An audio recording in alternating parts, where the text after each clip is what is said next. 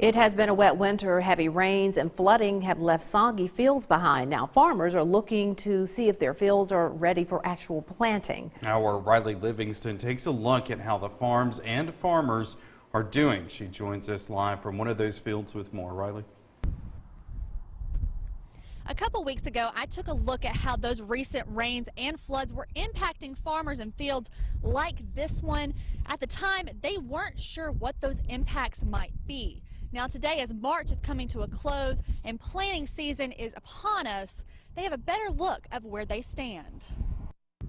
The cover crop is gone, the sun is out, and farmers are looking forward to planting. At this point, we're a lot better than we were 2 or 3 weeks ago. Most of the growers have their burn down herbicides applied on their corn, soybean, and still a little bit left on their cotton. But pretty much this past week we had a real good week of drying. The sun came out, the temperatures elevated a little bit, and got a little bit more excitement in the growers. Those rising temperatures are good news, but farmers are still facing some possible setbacks. The biggest issue is trying to get our corn planted, and we want to get it planted in March and 1st of April, so we're still a little cool. The soil temperatures are cool at this point. We're still wet in some areas, so even though it's drying out, some on top is still gummy and wet and cold down below where that seed will be placed when it's time to plant. And it's not just the wet soil causing issues. It's hard for an airplane pilot to fly on herbicide, so therefore that's a challenge to us. The fields are wet, so we can't put a tractor in those fields, so we need an airplane.